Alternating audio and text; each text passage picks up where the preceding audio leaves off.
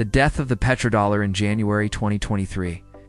The finance minister of Saudi Arabia stood at the World Economic Forum in Davos and said something that should have triggered alarm bells across every trading floor in America.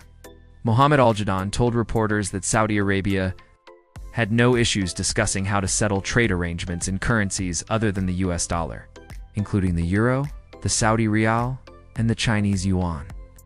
For nearly 50 years, such a statement would have been unthinkable. The entire foundation of American financial dominance rested on a simple agreement. Reached in 1974 between Henry Kissinger and the Saudi royal family, America would provide military protection for Saudi oil fields, and in exchange, the Saudis would price their oil exclusively in US dollars. Every other OPEC nation followed suit by the end of 1975, and the petrodollar system was born. That system forced every country on Earth to stockpile American currency just to participate in global energy markets. This created permanent demand for the greenback, regardless of how much debt America accumulated or how much money the Federal Reserve printed. The petrodollar was the golden goose that laid eggs for 5 decades straight. But the goose is now dying, and most Americans have no idea what that means for their future. Saudi Arabia joined the Enbridge project in June 2024, a cross-border payment platform built by China that allows nations to settle transactions without touching the dollar or the SWIFT system. China actually became Saudi Arabia's largest trading partner back in 2011, which means the economic logic for pricing Saudi oil in yuan has existed for over a decade. The evidence keeps piling up faster than analysts can process it. A French oil company sold liquefied natural gas to China and accepted yuan during 2023. The United Arab Emirates accepted Indian rupees for a crude oil cargo. According to JP Morgan, roughly 1/5 of global oil trade was conducted in non-dollar currencies during 2023, a ratio that was essentially zero just a few years earlier. The petrodollar monopoly that America enjoyed since 1974 is cracking apart in real time. And the consequences will reshape the global economy in ways that most people are completely unprepared to face. What the petrodollar actually is, most people have heard the term petrodollar, but very few understand why it matters so much to their daily lives. The concept is actually straightforward once you strip away the financial jargon and look at what really happens when oil gets bought and sold around the world.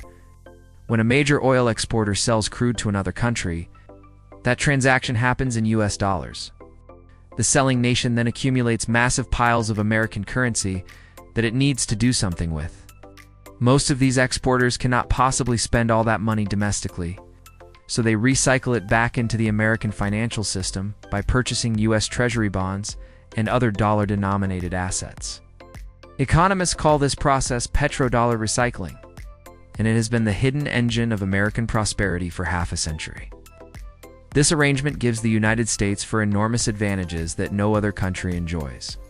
The first is seigniorage, which means America can essentially print paper and exchange it for real goods like cars, electronics, and oil from other countries.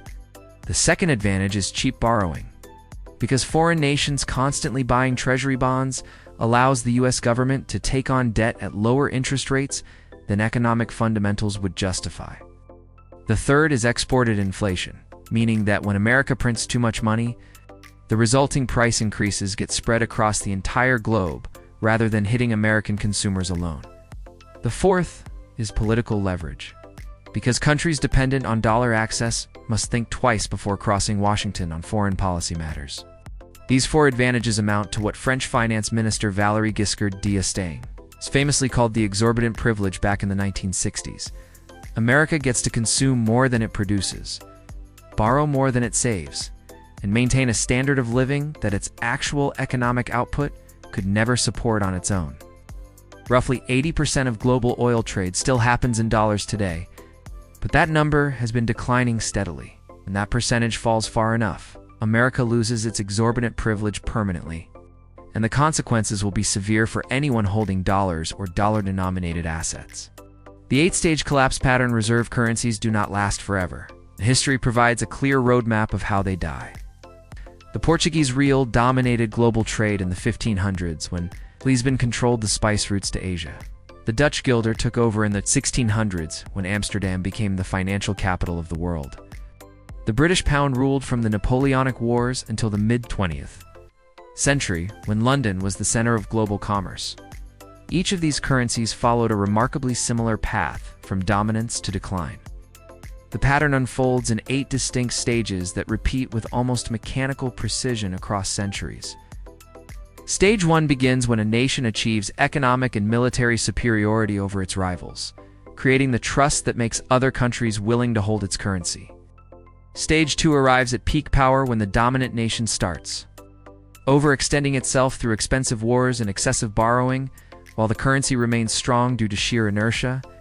Stage 3 sees competitors quietly building alternative systems to reduce their vulnerability to the dominant currency. Stage 4 is when the ruling power begins weaponizing its currency through sanctions and asset freezes, which backfires by accelerating the adoption of those alternatives. Stage 5 marks the moment when confidence visibly cracks and the reserve share begins falling in measurable ways. Stage 6 is the danger zone where alternative systems reach critical mass and network effects start flipping. Merchants and nations begin preferring alternatives because their trading partners prefer alternatives, creating a self-reinforcing spiral away from the old currency. Stage 7 brings a crisis that accelerates everything, whether through war, financial panic, or policy failure. Countries dump their reserves and the currency crashes faster than anyone predicted. Stage 8 is the aftermath, when a new monetary order emerges from the wreckage of the old one. This final stage can take years or decades to fully resolve, but the outcome is always the same. The old currency still exists but no longer dominates, and the nation that issued it must adjust to a dramatically diminished role in global affairs. These cycles typically last between 80 and 110 years from start to finish. The weaponization backfired. The United States spent decades building the most powerful financial weapon in human history, and then it pulled the trigger in a way that changed everything. When Russia annexed Crimea in 2014, Washington responded with economic sanctions designed to punish Moscow without firing a single bullet.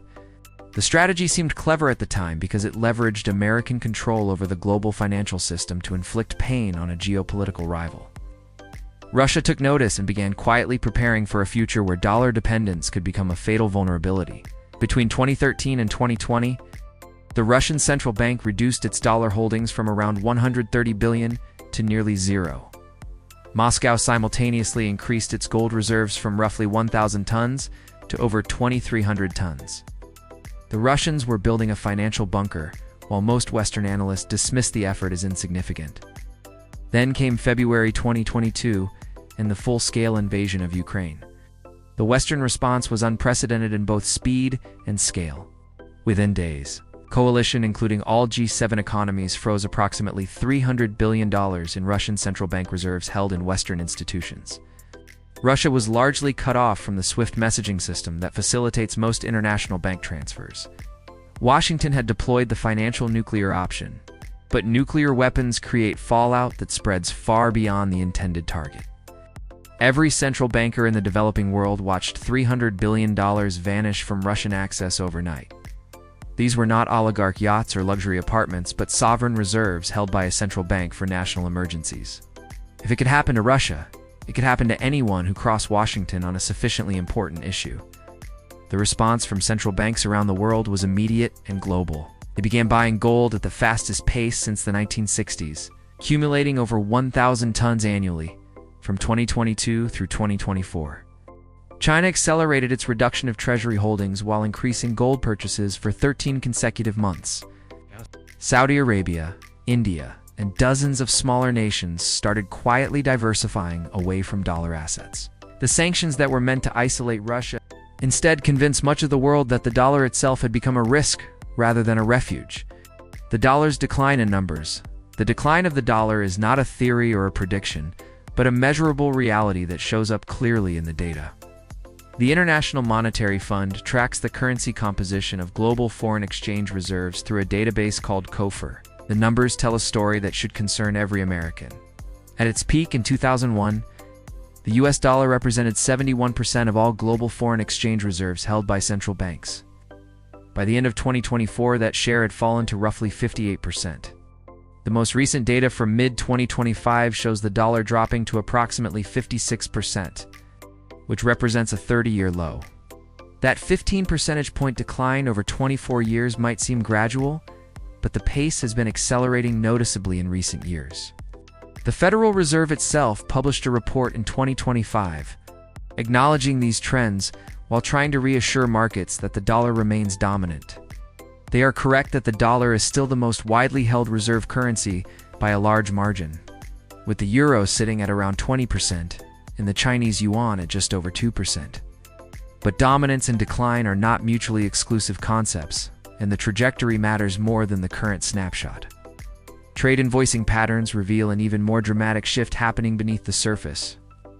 The dollar's share of international trade invoicing has fallen from around 96% during the period from 1999 to 2019, down to approximately 89% by late 2025. Within China specifically, the yuan overtook the dollar for cross-border payments in 2023, with Chinese settlements now running at roughly 53% in yuan versus 43% in dollars. These numbers represent trillions of dollars in transactions, gradually migrating away from the American financial system. Each percentage point lost means less demand for dollars, less appetite for treasury bonds, and less leverage for Washington to project power through financial channels. The decline is real, it is measurable, and it is accelerating with each passing year. The alternative systems being built while the dollar has been slowly losing ground in the statistics. A parallel financial infrastructure has been rising to capture that migration. These are not theoretical projects discussed at academic conferences, but operational systems.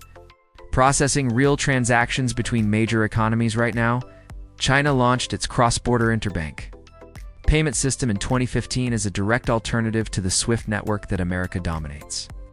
CIPS allows banks to settle international transactions in yuan without routing payments through New York or touching the dollar at any point in the process. The system processed over $27 trillion worth of transactions in 2023, more than double its volume from just 3 years earlier. More than 1,400 financial institutions across 100 countries have connected to CIPs, creating a genuine alternative to dollar-based settlement for the first time in modern history. Russia developed its own parallel system called SPFS, which stands for System for Transfer of Financial Messages, specifically to insulate Russian banks from potential SWIFT exclusion. After the 2022 sanctions proved that concern justified, SPFs became the backbone of Russian international banking with connections. Extending to friendly nations across Asia and the Middle East, the system now links to banks in Belarus, Kazakhstan, Kyrgyzstan, Armenia, and several other nations seeking to reduce their vulnerability to Western financial pressure. The BRICS alliance has expanded dramatically to include 10 full members as of 2025, representing roughly 45% of the global population. Brazil, Russia, India, China, and South Africa were joined by Egypt, Ethiopia, Indonesia, Iran, and the United Arab Emirates. This coalition controls substantial portions of global oil production, agricultural output, and critical minerals that the world economy cannot function without. 13 additional nations signed on as partner countries at the 2024 summit, signaling even broader interest in alternatives to dollar dominance. Most significantly, BRICS launched a pilot program in October 2025 for a gold-backed digital settlement currency called the unit. The system uses a basket composed of 40% physical gold and 60% member nation currencies, with daily rebalancing to maintain stability. This is not yet a replacement for the dollar, but rather an insurance policy against a future where dollar dependence becomes strategically unacceptable. Russia and China now conduct approximately 90% of their bilateral trade in their own national currencies, completely bypassing the dollar for a trading relationship worth over $240 billion annually. America's impossible math, the financial position of the United States, has deteriorated to a point where the numbers no longer make sense under any realistic scenario. The national debt has reached $38 trillion, which represents approximately 122% of the entire annual economic output of the country. Britain was in better shape when its financial system collapsed in 1931. And that collapse ended 2 centuries of financial dominance within a matter of weeks. But the raw debt figure is less alarming than what it costs to service that debt each year. In fiscal year 2025, the federal government spent $970 billion just on interest payments to bondholders. That number has nearly tripled from $345 billion in 2020, an explosion that occurred in just 5 years. Interest expense is now growing faster than any other category in the federal budget, and the Congressional Budget Office expects it to keep accelerating. For the first time in American history, the government now spends more on debt interest than on national defense. The $970 billion in interest payments exceeded the $917 billion allocated to the military. This milestone passed with remarkably little public attention, despite its profound implications for national priorities and fiscal flexibility. Every dollar spent on interest is a dollar that cannot fund infrastructure, education, healthcare, or military readiness. The Congressional Budget Office projects that interest payments will exceed $1 trillion annually starting in 2026 and will reach $1.8 trillion by 2035. These projections assume no major recession, no new wars, and no financial crisis that would require emergency spending. The actual numbers could easily turn out far worse than anyone currently anticipates. The Federal Reserve finds itself trapped between 2 equally unacceptable options. Raising interest rates to control inflation automatically increases the government's borrowing costs. Adding roughly $100 billion to annual interest expense for every half percentage point increase. Cutting rates risks reigniting inflation and undermining confidence in the dollar at precisely the moment when foreign holders are already looking for exits. Foreign ownership of Treasury bonds has declined from approximately 50% a decade ago to around 30% today. The buyers who traditionally absorbed American debt are stepping back at the exact moment when refinancing needs have never been larger. Someone must purchase the bonds that foreigners no longer want. And the only candidate with unlimited capacity is the Federal Reserve itself, which means printing money to finance government spending. Who wins, who loses the decline of the dollar will not affect everyone equally. And understanding who benefits and who suffers can help people position themselves for what lies ahead. This is not a distant academic question, but a practical matter that will determine the financial futures of millions of families and dozens of nations. Gold holders stand to benefit enormously from any serious erosion of dollar confidence. When reserve currencies weaken, gold historically surges as investors seek safety in something that cannot be printed by central banks or frozen by foreign governments. The metal has already surpassed $4,000 per ounce, and the trajectory points higher as central banks continue accumulating physical bullion at unprecedented rates. The BRICS nations have positioned themselves well for this transition. Their combined gold reserves now exceed 6,000 tons. With Russia and China each holding approximately 2,300 tons, India maintains roughly 880 tons, while Brazil recently resumed purchasing after years of inactivity. These countries will have real assets backing their financial systems when confidence in paper currencies falters. Commodity exporters around the world will gain significant leverage as the dollar weakens. Nations rich in natural resources will find themselves able to demand payment in currencies of their choosing, rather than accepting dollars by default. This shift transfers pricing power from consuming nations to producing nations in ways that will reshape trade relationships for decades to come. Nations with low debt and strong domestic economies will attract capital fleeing dollar exposure. Switzerland, Norway, Singapore, and similar countries will benefit from safe haven flows, even if they are not actively seeking to displace the dollar. Americans who have grown accustomed to cheap imports will bear the heaviest costs of this transition. The ability to consume more than the nation produces has depended entirely on the exorbitant privilege that reserve currency status provides. When that privilege fades, living standards must eventually align with actual economic output rather than borrowed prosperity. Some economists estimate this adjustment could mean a 20 to 30% decline in purchasing power over the coming decade. Anyone holding significant dollar-denominated assets, including treasury bonds, savings accounts, and pension funds, faces the prospect of watching their wealth erode in real terms, even if the nominal numbers stay the same. The timeline, the historical pattern described earlier, provides a framework for understanding where the dollar stands today and what comes next. Based on the evidence presented throughout this documentary, the United States currently sits in the critical zone where confidence has measurably declined and alternative systems are approaching the point where they become self-sustaining. The reserve share data tells the story clearly. What once commanded over 70% of global holdings now struggles to maintain a simple majority. The trajectory matters more than any single data point, and that trajectory has been consistently downward for nearly a quarter century. The watershed moment came between 2022 and 2023 when Western nations immobilized Russian sovereign wealth, and the world's largest oil exporter indicated willingness to accept payment in other currencies. These events compressed timelines that might otherwise have stretched across decades into a much shorter window. Looking forward, the period from 2025 to 2030 will likely determine whether alternatives achieve the critical mass needed to sustain themselves independently of the dollar system. From 2030 to 2035, a crisis trigger becomes increasingly probable. Whether from a failed treasury auction, a geopolitical shock, or a banking system breakdown, the endpoint is not dollar elimination, but rather a multipolar currency world where the greenback shares dominance with the yuan, euro, and potentially gold-backed alternatives. America will remain a major economic power, but the extraordinary privileges that came with monetary hegemony will fade into history. America's 50-year free lunch is ending, and the bill is coming due. Those who understand this transition and prepare accordingly will navigate it far better than those who assume the current system will last forever.